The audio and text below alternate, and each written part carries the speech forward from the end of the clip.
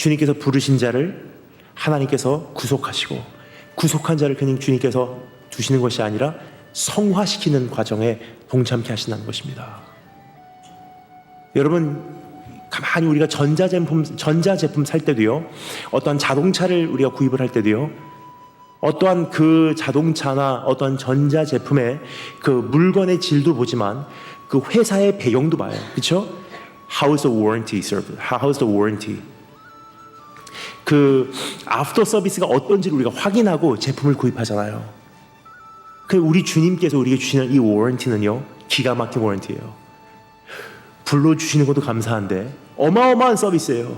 그리고 구원해 주신 것도 감사한데 그 다음부터 오는 애프터 서비스가 완벽해요. 거룩하게 하신대요. 주님의 형상을 담게 하신대요. 주님과 온전히 교제할 수 있는 존재로 우리를 만들어내신대요. 여러분, 이러한 하나님이 계십니까? 이 세상의 신들은요, 구원은 해도 신하고 교제는 하는 것은 별로 그렇게 강요하지 않습니다. 우리 하나님은 어떻습니까? 구원시켜주는 정도의 차원이 아니라 우리를 완전히 성별시켜서 주님과 하나 되게 하신 것, 주님의 목적이에요. 근데 한 가지 문제가 있습니다.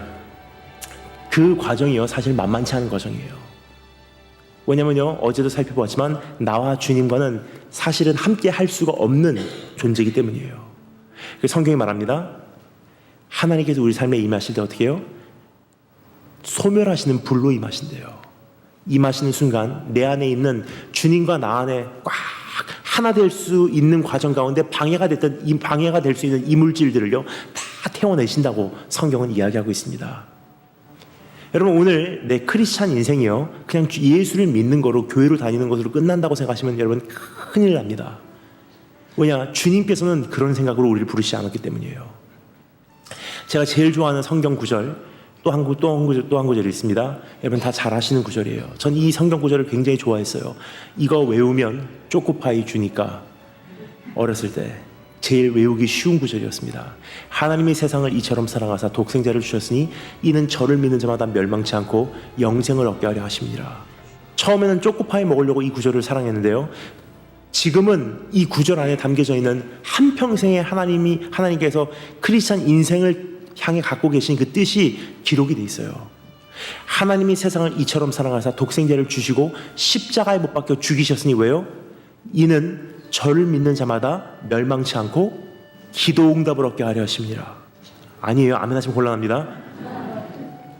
행복한 교회 생활을 하게 하려 하심이라. 아니에요. 즐거운 신앙생활을 하게 하려 하십니다. 아니에요. 예수 그리스도를 주시고 십자가에 못 박혀 죽이실 수밖에 없었던 하나님께서 발견한 충분한 가치 있는 한 가지 이유. 내 아들을 죽일 수밖에 없지만 그래도 괜찮아. 이것을 위해서라면 뭐죠? 영생을 얻게 하려 하십니다. 즉 하나님의 기준은요, 내가 영생에 동참하는 거예요. 하나님의 형상으로 바뀌고 주님의 모습으로 변화돼서 주님과 함께 영원토록 있을 수 있는 그러한 존재로 바뀌는 것이 하나님의 뜻이죠. 그것을 이루기 위해서는 기도응답 하실 수도 있고 안 하실 수 있어요. 영생에 이르기 위해서는요, 문제를 해결해 주실 수도 있고 문제를 주실 수 있는 하나님이세요. 영생에 우리가 이르기 위해서는요, 치유를 하실 수도 있고 평생 병약하게 하셔서 병과 씨름하면서 주님 만남으로 영생에 도달케 하시는 하나님이실 수 있다는 거예요. 그래서 여러분, 하나님을 우리가 생각할 때는요, 내가 알고 있는 어떠한 내가 원하는 상자 안에 하나님을 담아서 하나님을 이해하려고 하면요, 감당할 수가 없어요. 그것은 내가 만들어낸 하나님이라는 이름표를 달고 있는 우상이죠. 하나님은 아니에요. 지존하신 분 아니라는 거예요. 여호와는 지존하시는 분이시라. The great I am. 여호와 하나님은요, 그분이신 대로 우리에게 다가오세요. 그러면 그분이 우리에게 가장 먼저 말씀하시는 건 무엇입니까? 네 마음대로 되지 않아. 내 마음대로 되게 돼 있어. 그러면서 어떻게 하십니까? 성화의 과정에 우리를 개입시키세요. 동참시키세요. 우리 삶의 hands-on ministry. 두 손으로 주님께서 내 삶 속에 성화의 과정을 펼쳐내기 시작합니다. 막 흔드세요.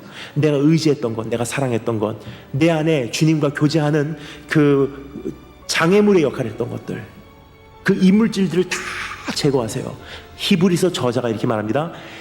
영원한 것이 영존케 되기 위해서 우리의 삶을 진동케 하사 막 흔드신다는 거예요. 세상이 우리에게 안겨준 것, 사람이 만든 것, 눈에 보이는 것, 영원하지 못한 것은요, 하나님의 흔드심 속에서 녹아내려져 가게 돼 있다는 거예요. 소멸케 돼 있다는 것입니다. 무너져 내리게 돼 있다는 거예요. 다 없어져요.